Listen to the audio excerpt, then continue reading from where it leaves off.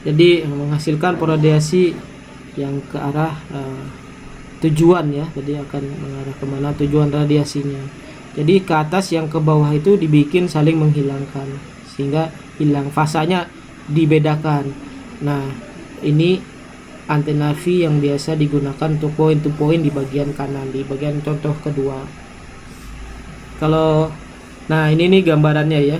Jadi kalau trombik ya contohnya ini lebar dari bukaan kawatnya, ketebalan. Jadi rombik itu antena V dibikin dua buah antena yang dihubungkan. Jadi satu dari kiri dan satu dari kanan dihubungkan. Jadi dihubungkan ya. Dihubungkannya seperti ini. Jadi dari kiri ini dan ini di kanan ini. Ini jadi rombik namanya. Jadi dua buah antena V yang digabungkan. Ini menjadi antena rombik ya. Jadi antena rombik itu radiasinya dari masing-masing lengan itu seperti ini. Ini kiri ya, lengan yang kiri 2, ini yang kanan juga 2. Ini sama dengan V ya. Jadi dikatakan sama dengan antena V. Ini kalau dihubungkan singkat berarti ada efek grounded juga ya. Kemudian di kanan juga seperti ini. Kalau dijumlahkan 2 buah V dijumlahkan 4 buah lengan, dan ini radiasi yang pertama, yang kedua, dan ini yang ketiga, dan ini yang keempat dijumlahkan sedemikian sehingga akan menghasilkan satu radiasi tunggal seperti ini. Nah, jadi seperti ini. Ini radiasi tunggal. Ini desain dari panjang gelombang, sudut bengkokannya berapa derajat. Ini bisa diatur supaya menghasilkan radiasi yang ini. Ini yang biasa dipakai untuk komunikasi ionosfer ya, atau troposfer ya, yang menjangkau suatu jarak yang jauh dengan harapan sinyal yang dikirimkan dengan sudut elevasi tertentu bisa sangat jauh ya. Nah, ini gambarannya ya, hasilnya ya, antena rombik tadi. Jadi untuk komunikasi terestrial yang menggunakan apa yang memanfaatkan keberadaan dari kelapisan ionosfer pada ketinggian tertentu, pada antena-antena seperti ini digunakan untuk komunikasi jarak jauh. Jadi nah, nanti kita lihat karakteristik propagasinya ya. Nah, ini antenanya ya, kira-kira seperti itu.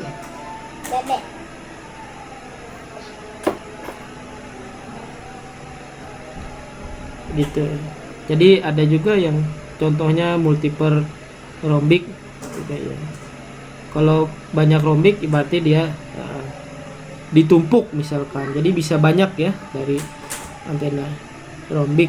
Biasanya semuanya di grounded biar semua radiasinya seperti ini.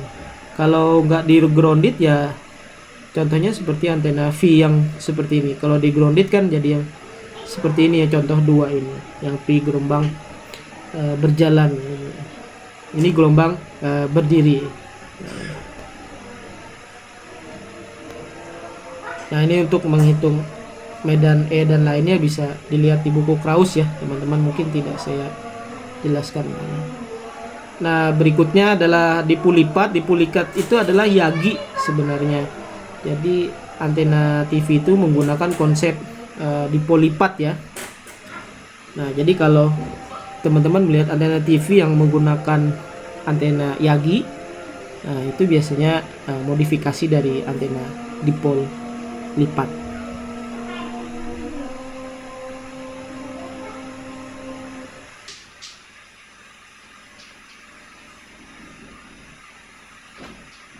Oke, nah ini ya contohnya untuk antena dipol lipat tadi ya.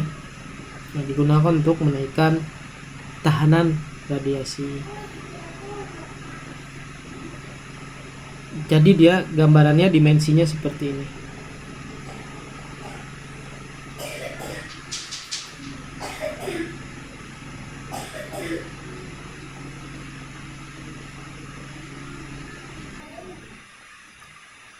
Jadi antena dipol lipat itu tujuannya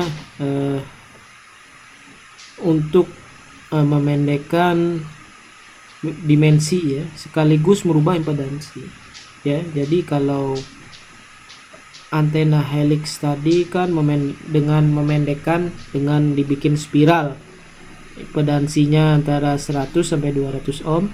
Nah, sekarang kalau untuk antena dipol sering dibuat untuk orang memendekkan ya, dipol lipat tadi ya, untuk memendekkan dimensi, dan juga impedansinya juga bisa dirubah. Ini kalau dilipat 2 berarti panjangnya menjadi setengahnya. Jadi kalau kita bikin dipol panjangnya lambda agar lebih pendek dimensinya, maka kita gunakan teknik dengan dipol lipat ini dengan menempati ruang lambda per 2, berarti kan dilipat. Nah, kalau kita bekerja dengan lambda per 2 dengan melipat 2 seperti ini, maka dipolnya menjadi lambda per 4. Nah, ini contoh untuk dipol 2. Jadi memendekkan antena menjadi setengahnya. Kalau lipat 3 menjadi sepertiganya, lipat 4 seperempatnya. Jadi dilihat analisisnya terhadap impedansi ya. Nah, kita bisa menggunakan formula di sini ya, bahwa impedansi antena dipol lipat itu adalah akan bertambah tinggi. Jadi kita memendekkan di sini, dimensi akan berakibat pada menaikkan dimensi antena, jumlah lipatan kuadrat dengan dimensi antena tersebut ya. Jadi misalkan dipol itu kan 73 ohm ya, dipol setengah lambda. Nah, kalau kita lipat 2 sehingga antenanya menjadi seperempat lambda, maka menjadi 2 kuadrat kali 70/3, jadi sekitar 280 ya. Jadi anggap saja misalkan 70 ohm, dipol lipat itu 2 kuadrat kali 70 nya. Kalau dipol lipat 3 misalkan dari setengah lambda jadi sepertiga lambda misalkan panjangnya, maka 3 kuadrat kali 70. Nah, 3 kuadrat kali 70 ini kalau yang lipat 3 tadi. Ini jumlah lipat-lipatan lain. Nah, kalau kita menyusun, banyak mengambil keuntungan dari paralel impedansi, maka merubah impedansi antena ke arah lebih besar itu tidak masalah. Jadi menguntungkan. Kenapa? Karena kita menyusun antena dari impedansi yang lebih tinggi akan menghasilkan dari konsep-konsep konfigurasi paralel. Paralel kan menurunkan ya, paralel akan menurunkan impedansi antena, jadi nggak apa-apa. Jadi sebaliknya sulit kalau kita membuat impedansi antena lebih kecil, itu agak sulit, akan disesuaikan dengan kabel saluran transmisinya ya. Konsep-konsep dipakai paralel tidak bisa. Nah, paralel akan mengecilkan jadi kita nggak masalah ya untuk membuat impedansi membesar dari dalam konsep susunan hubungan dalam konsep paralel. Nah, ini tadi gambar-gambarnya ya, contohnya lipat 3, antena lipat 3. Misalkan kalau untuk lipat yang lain kira-kira seperti ini.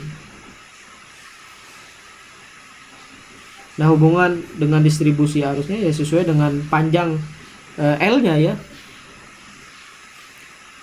Lambda per 2 tadi lipatkan. Ini lambda per 2 ini jadi 900 ohm, berarti 9 kali 70. Kalau lambda per 2 dari antena ini, antenanya impedansinya kan jadi 900 ohm.